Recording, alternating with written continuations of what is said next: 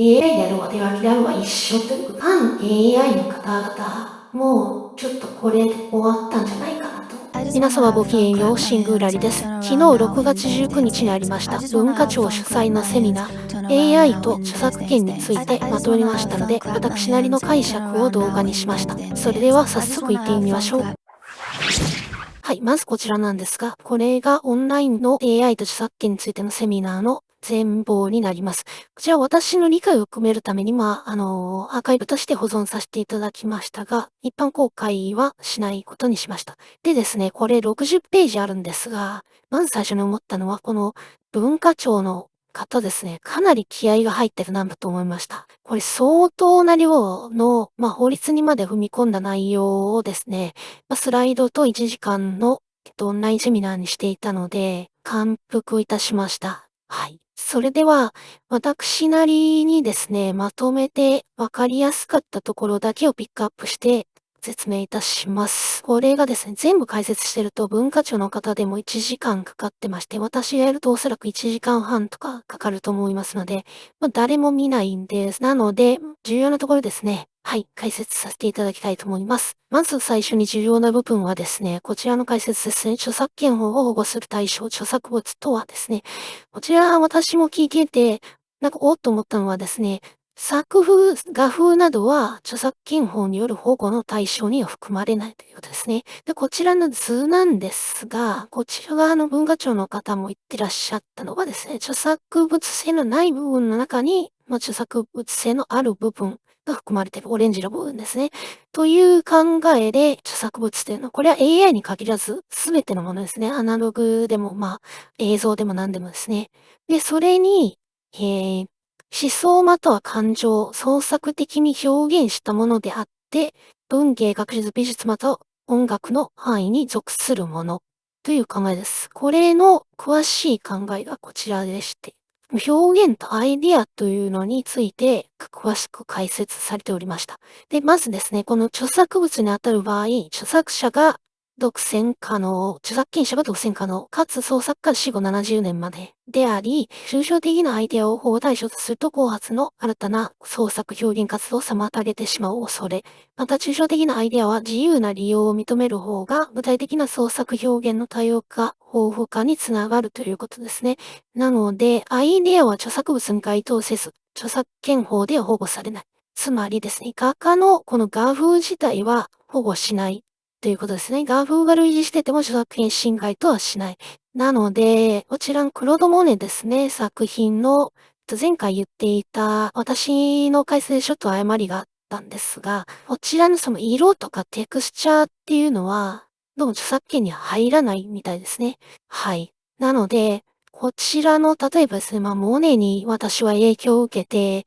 こういう絵を描きたいんだというのであれば、OK という感じみたいですかね。はい。じゃあ何がダメなんだというとですね、こちらですね。著作者の権利という部分に書いておりまして、類似性と異居性という部分ですね。こちらが裁判例を例として出していて、後発の作品が既存の著作物と同一または類似していること。これは類似性。で、既存の著作物に依拠して複製等がされたこと。異居性の両方を満たすことが著作権侵害の要件として裁判でも述べられているそうです。類似性に関してですね、こちらの裁判例では、こういった判断がされているということで説明をされてました。著作権物の共通部分が表現かあるいはアイディアか、または単なる事実か。これ結構難しいですね。既存著作物のストーリーが等身大化した実験用動物が人間を手術するといった過去に例のない独創的なもので、後発の作品でもそのストーリーが共通していたとしても、それは具体的な表現ではないアイデアであり、類似性は認められないということですね。で、こちらは既存著作物との共通部分が創作性のある表現か、ありふれた表現か。で、例が、カエルを擬人化してイラスト化するという場合に、カエルの顔の輪郭を横長にすること、胴体を短くし、短い手足をつけること、目玉が丸く、顔の輪郭から飛び出していることといった要素は誰でも行うようなありふれた表現であり、これらの点は共通していても類似性は認められないということですね。この辺は非常に難しい解釈だと思いますが、具体的な例をこうやって示してくれているので、すごいなと思いました。はい。次に、一挙性についての例の説明ですね。こちらの裁判例を元にしてですね、説明していました。後発の作品の制作者が制作時に既存の著作物の表現内容を知っていたかどうか。既存の著作物に接する機会があったか、既存の著作物が周知著名だったか等ですね。これはまあ、例えばですね、めちゃくちゃパクったんじゃないかっていう作品がめちゃくちゃ有名で、なんか誰でも知ってるようなちびまる子ちゃんですとか、サザエさんですとか、そのレベルのことだと、これ絶対知ってるだろってなるっていうことを説明されてましたね。まあ、私はだいぶ噛み砕いて説明していますが、で、次に、後発の作品と既存の著作物との同一性の程度。これ、実際にそのどれほど似てるか、パーセンテージとかで測るんでしょうかね。経験則上を依拠していない限り、これほど類似することはないと言えるほどの顕著な類似性、誤色、透かし、無意味な部分などを含めて、既存著作物と一致していること等ですね。これは、はい。透かしとかそういうのがあれば、これ一緒だなっていう解釈ですね。三つ目が、後発の作品の制作経緯。既存の著作物に依拠すらせず、もっぱら独自創作した経緯を合理的に説明できていること、制作の時系列等。なので、その生まれた経緯とかですね。例えば、なんと言いますか、もう数十年なんというか、なんと言いますか、数十年このシリーズを私はやってきたんだっていうところに、いきなり、進撃の巨人とかがボーンって出てきて、パクってだろうって言った時に、見せれるっていう感じなんでしょうかね。はい。で、著作権侵害の要件ですが、こういった数を元に解説しておりました。これはちょっと、この時系列なんですかね。私もこれがどういうことかあまりよくわからないんですが、こっちだと維新外類似性ありとされて、最初に類似性が判定されて、その後に虚勢がステップ2で判定されるという感じでしょうかね。はい。で、次ですが、こちら、私的にはこちらが一番重要なのじゃないかなと思います。特に AI イラストを描いたり、AI を使われる方にですね、こちらはものすごい朗報と言いますか、なんていうか反 AI の方々も、ちょっとこれで終わったんじゃないかなと思いましたね。はい。またこんなこと言うと、各方面から圧がかかる可能性があるんですが、はい。まずこちら説明しますね。生成利用段階での著作物の利用。AI を利用して画像等を生成した場合でも著作権侵害となるか否かは、人が AI を利用せず絵を描いた場合などの通常の場合と同様に判断されます。類似性及び虚勢による判断ですね。この文章、これはね、私ツイッターにも書いたんですが、これ T シャツ作った方がいいんじゃねと思いましたね。はい。それは冗談ですが、噛み砕いて言いますと、これなんだというとですね、用意がわかるんですが、手書きであろうと AI であろうと、著作権侵害となるかどうかっていうのは一緒ですよっていうことですね。はい。なので、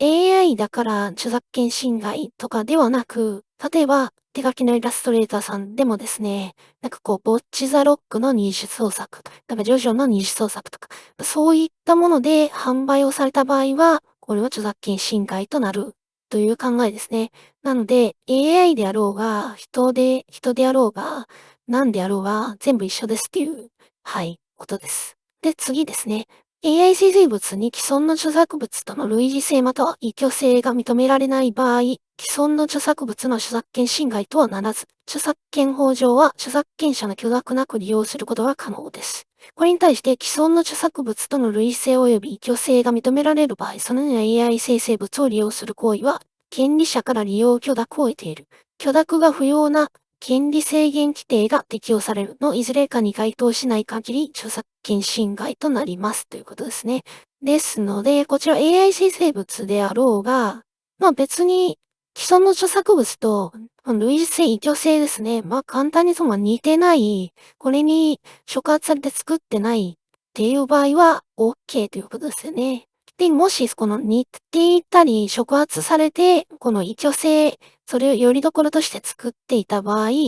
権利者から利用許諾を得ている。これはちょっとレアかもしれないですけど、許諾の不要な権利制限規定を適用される。これはもう著作権がないようなものですかね。で、これが該当しない限りは著作権侵害となります。これはAI であるわ、手書きであるわ一緒ということですね。はい。で、次ですね。こちらの違挙性の有無は最終的には裁判所により個別の作品ごとに判断されるということですね。文化庁としては考え方を整理して周知を進めていきます。女性に関する今後の検討事項は、AI 利用者が既存の著作物を認識しており、AI を利用してこれに類似したものを生成させた場合は、違挙性が認められると考えて良いのではないか。AI 利用者がイメージとイメージ I2I で著作物を入力した場合は、違挙性が認められると考えて良いのではないか。特定のクリエイターの作品を集中的に学習させた AI を用いた場合と、そのような集中的な学習を行っていない AI を用いた場合とで、女性の考え方に違いは生じるか。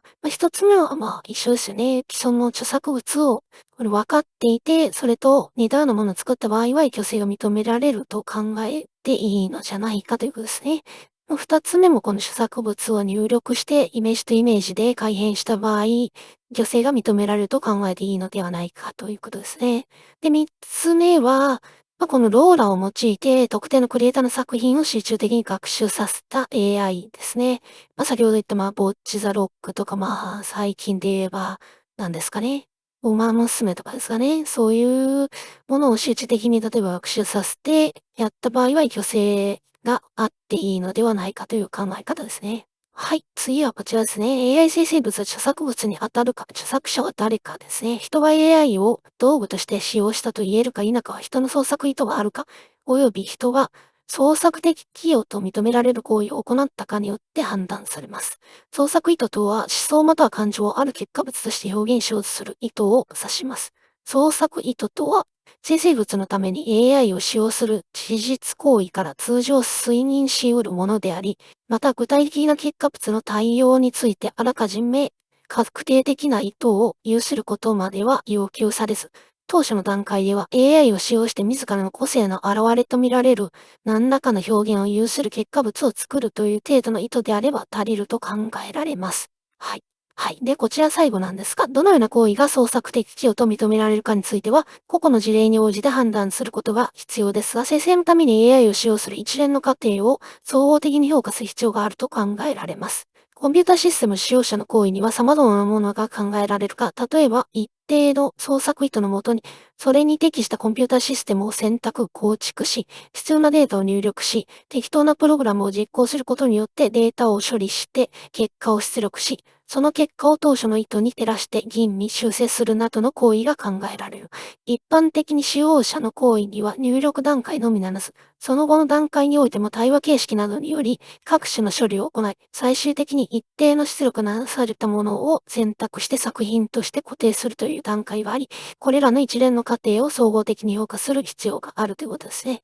はい。このまま読んだ通りなんですが、著作物に当たるかどうかというのは、個々の事例に応じて判断することが必要ということですね。はい。これで以上で解説は終わりなんですが、ここからは私が個人的に受けた印象なんですが、この文化庁さんはですね、どうも AI の生成物に著作権を持たせたがっているのではないかという印象を受けましたね。というのもですね、前回はかなりあやふやな曖昧なガイドラインにも至らない感じだったんですが、今回のこの発表を聞いてですね、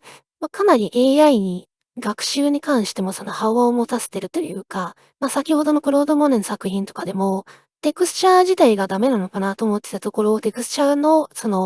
真似というか、テクスチャー自体をコピーするのは大丈夫ということですね。で、その作品自体の中身であるとか思想とかそういったものをコピーするのはダメですっていう感じでガイドラインを制定しているような印象を受けました。はい。ですので、なんて言いますかね。今世間でも実際、反 AI というか、AI に反対するラッダイ運動ですかね。そういった方の運動がかなり、過激になってきている部分も感じられるんですが、私個人の考えでは文化庁というか、日本政府は、オールインっていう感じがしますね。この AI をどんどん押していこうという、はい、今回のセミナーでは特にそういった印象を受けましたね。なので、反 AI 運動をされてる方、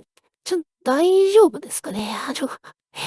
はい。なんか、政府側としてはそっちの方は、ノーサンキューっていう感じじゃないのかなと思いますね。この AI を使って、やはり、